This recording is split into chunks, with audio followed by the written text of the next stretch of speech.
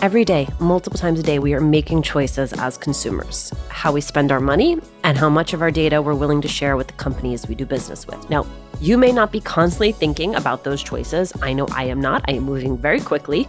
But Marta Tellado is. She's the president and CEO of Consumer Reports, an independent nonprofit that works with consumers to create a fair and just marketplace. She's also the author of Buyer Aware, Harnessing Our Consumer Power for a Safe, Fair, and Transparent Marketplace.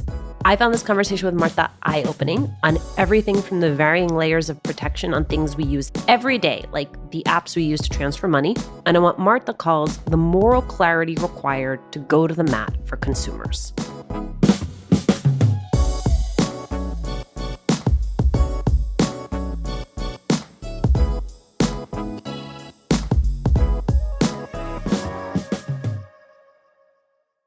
Marta, thank you so much for being here. It's a pleasure. Take me back to when you are presented with the opportunity to come run Consumer Reports. What drew me to Consumer Reports was this almost mystical intervention where I recalled that my first internship out of college was working in Public Citizen, which is a consumer organization, with another sort of historic, iconic leader, Ralph Nader. So it was interesting when they called me and said, would you be interested in talking to us about it? My life sort of came full circle, from being a college grad, doing my first job, and then being called and say, there's this amazing organization, another icon, which is now looking to, modernize and be on the forefront of what's happening in the digital marketplace as opposed to what it was. And I really was drawn to the idea of the millions of people that rely on trusted information every day to guide them in a marketplace and create the opportunities and the safety they require. So that to me was so intriguing. And the closer I got to it, the more I recognized that it really was another avenue for me. And it was also a social enterprise. It's not government. It's not philanthropy. We have a double bottom line at Consumer Reports. We are a nonprofit. We are independent. We are fact-driven, science-based, and we've had to earn that trust over the 87 years that we've been there. And I really believe that Consumer Reports is more relevant today than it was back then because the market is so opaque and so difficult to navigate. I think a lot of us have interfaced with Consumer Reports, when we need to buy a new dishwasher, when we need to buy a new washer machine, and there's that value. But I think it's really fascinating what you were saying about the fact that the market now revolves so much around information and the gathering of a person's digital footprint, internet patterns, our personal information. And I think that's still, it's amazing to me that you took over in 2014 and they were having that conversation then, because most of us are still in a game of catch up, right? Around things as basic as like, are you accepting all these cookies or not? And what does that even mean? And I just want to get to where I want to go faster, perhaps without the awareness of what that information is being used for and how it is shaping our experience as consumers.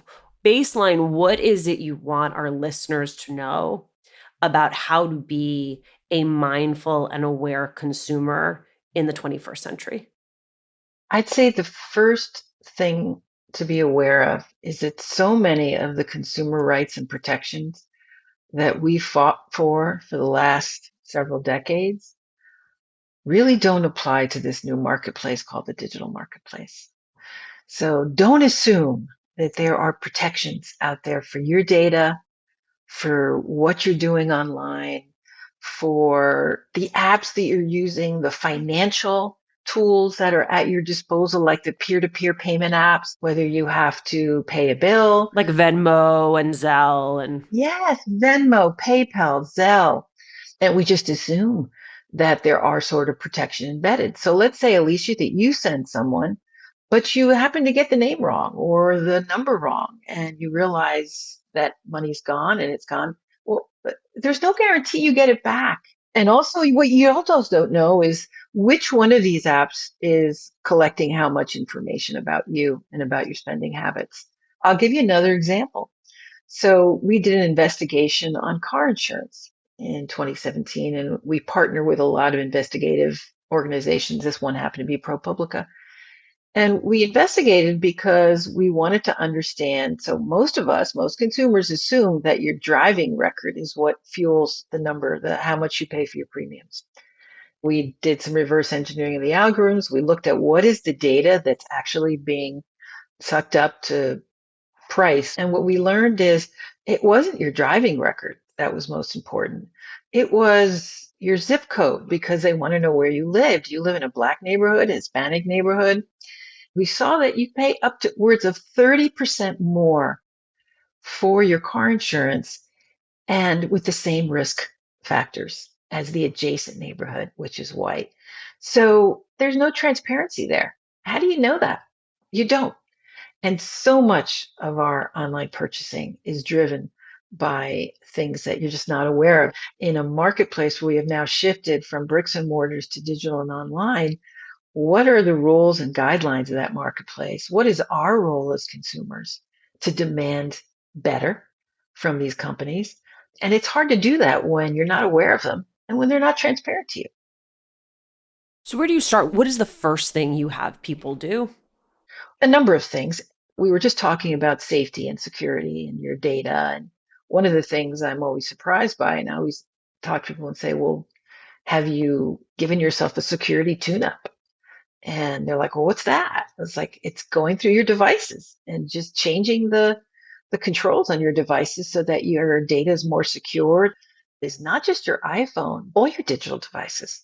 What we designed was something called a security planner. It's free. It's on our site. You can download it. It's also available in Spanish. And it just walks you through. Here's like a basic fitness exercise to get you the kind of security and privacy. And why is that necessary? Because the devices that you buy are not set to that maximum security. If you have a television, you want to check that because there's some televisions that are tracking what you're viewing. And they're doing it because they're taking that data and they're selling that data, whether it's an exercise fitness bike, whether it's a baby monitor. So go through all those devices and do that. Now, the problem with that is the burden is on us. And that's not fair either. But as we fight for a world that is safe and secure and private by design, we don't have to stand still. We can take some agency and do something. I love that duality of that. And of course, that comes from a systems thinker, right? That both the system has to be reformed and you have to advocate for those reforms at the macro level, but that also while you wait for it, there are things you can do to make sure that you are safe and secure. And here's the thing. In as much as the way the conversation has changed to incorporate the reality of living in a digital world, you're still fighting these fights over products like ion batteries, right? Like that fight has not ended. The fight to have safe, consumable goods. Well, we've been here before. That's another way of saying we've been at these fights. But the thing about a marketplace is that it's constantly evolving. And that's not a bad thing. You have innovation, you have technology. It's not one and done. Yes, we've done work on harmful products and harmful ingredients. Well, guess what? Now we have something called PFAS, which is also harmful, which didn't exist, a decade or so ago that consumers were aware of. And so as the market evolves, so does the work of Consumer Reports and what we do. I mean, we have to be that searchlight. We have to be running at pace or ahead of that pace, which is getting harder and harder to do. But a market is never standing still and waiting for us. We have to be on the cutting edge of that. So we've got to look at the new products and services that are out. I mean, Marta, there's just such incredible responsibility with what it is you do. Has there ever been a time where you worried about getting it wrong or where you came close to getting it wrong? In an organization that is driven by the facts and by science and by the research that we do with consumers, you always want to be fact driven. But what you also know about science is that science is evolving. We know that. We've just been through a pandemic where the science was evolving in real time. The irony is that there is more information out there than ever before. The challenge is that you don't know what to trust. And you don't know, it's getting harder and harder to distinguish what is advertising and what is real fact driven content. I'll give you an example. My father, lifelong diabetic, goes on the internet, loves his iPad, but he's being marketed things constantly because they know he's diabetic, they're tracking him, and he gets this video that looks like a legitimate doctor telling him, stop taking your medications and sign up for this. Well, he fell into that trap. Absolutely fell into that trap. I come home, not feeling well, and I finally sort of dragged it out of him. Like, well, what's going on here? There's no way to know. He thought it was a legitimate doctor. That is absolutely a common mistake. How do you distinguish between an ad and real facts? Marta, there are two competing realities. Tell me if you disagree that I think we as Latinas grapple with, which is we understand our power as consumers. We understand that we are among the most brand loyal groups in the country. We understand that Latinas in particular are making a lot of the purchasing decisions within their homes. And at the same time, we often feel as though we have been overlooked as consumers, that there has not been the interest, the effort in understanding what we most want and what needs and serves our families and our communities. And I can't quite put those two things together. It's a great point, and the way I think about it is that all consumers, our collective voice is a sleeping giant. When you think about what is a marketplace is about supply and demand. Companies need us. They cater to us. They want to know what we think about their products and services. And your example, the buying power of Latinos, I mean, it's gone up 87% just from 2010 to 2020. But we don't want to be marketed to just because we're a tremendous buying power. We want to be marketed to because we have a voice, we have our community is distinctive. And that's, I think, what really matters and what is so important. So I think our collective voice as consumers, we tend to be overwhelmed and think we don't have agency. When I see every day that that's not the case, when we take on companies like Fisher Price because they have products that are not safe. A particular example is a sleep product that we succeeded in getting off the market, but it took years. I used Um, that sleep product on my baby. oh, I know. So I had my first baby in 2016. She slept in that for the first few weeks she was home. And then by the time we had our second baby in 2019, it was off the market. that's right. And it was off the market because it's a terrible tragedy that nearly 100 infants lost their lives.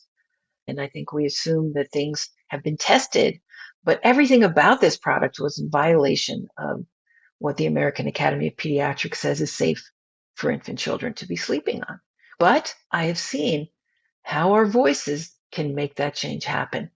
And that particular product that you just mentioned, Alicia, is no longer available on the market. And we succeeded in crafting a law with parents and with companies to make sure that products like that are not going to find by renaming themselves. Now, the market is complex, and so we have to also go to the secondary market. That product is also found in nurseries and in daycare centers. So the work is never done, but I have seen the tremendous power we can have and the change that we can affect.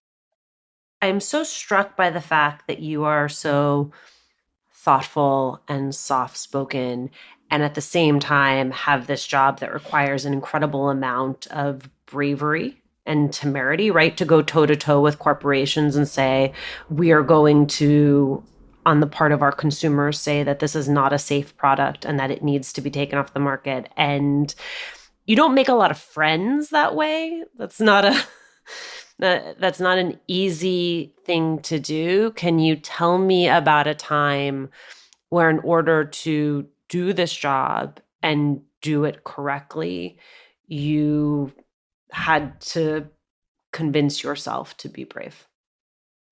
What we do is be present for consumers when government fails them and when the market fails them. Where do you turn? Where do you go? That sense of purpose and mission is what we cleave to. The marketplace changes, the core of who we are and what we're fighting for does not change. And I think I would go back to that example about the Fisher Price Rock and Play sleeper for kids. When we discovered that the Consumer Product Safety Commission sent us data inadvertently that actually made the direct connection, we were threatened by them. Do not release this data. You weren't supposed to get that data. So we had a conversation internally, but we did the right thing. We put people first. We said, no, we have the data. We've got to make it public. And within 3 days, there was a total recall of that product. But here's the thing, Marta, you make it sound easy. You make it sound like you got the data and just, because it's the thing, if the right thing to do were easy, then everyone would always be doing the right thing. But the right thing to do is sometimes not easy. So in that moment, was it having, for you, was it the comfort of knowing that it was a group decision? Was it the comfort of having the lawyers sign off? Was it knowing that nothing you do will ever be as brave as your mom taking 4 kids to another country and learning a different language? Like, where are you summoning that from? I think that moral courage has to be a compass. And for me personally, my parents' courage set that compass from a very early age. It is about doing what's right. It's also about understanding that trust is earned and that leading an organization that has to earn the trust of consumers means taking the independence and the data-driven approach very seriously. That having purpose is also about being able to stand up and show and demonstrate that there is a way to do something where the bias is with consumers. People always say, well, independence, does that mean that you, and I say, no, our bias is always, we look at the marketplace. How is it harming or defending consumers? And that's our North Star. That's where that moral courage comes from, to look at it with an independent eye and make a judgment that is fueled by that history of commitment to putting consumers first. I love it. Marta, thank you so much for taking the time to do this. Thank you, Alicia. Thanks for listening. Latina to Latina is executive produced and owned by Juleka Lantigua and me, Alicia Menendez. Paulina Velasco is our producer. Kojin Tashiro is our lead producer. Trent Lightburn mixed this episode. We love hearing from you. Email us at hola@latinatolatina.com. Slide into our DMs on Instagram or tweet us at Latina to Latina. Check out our merchandise at latinatolatina.com/shop. And remember to subscribe or follow us on Radio Public, Apple Podcasts, Google Podcasts, Good Pods, wherever you're listening right now. Every time you share the podcast, every time you leave a review, you help us to grow as a community.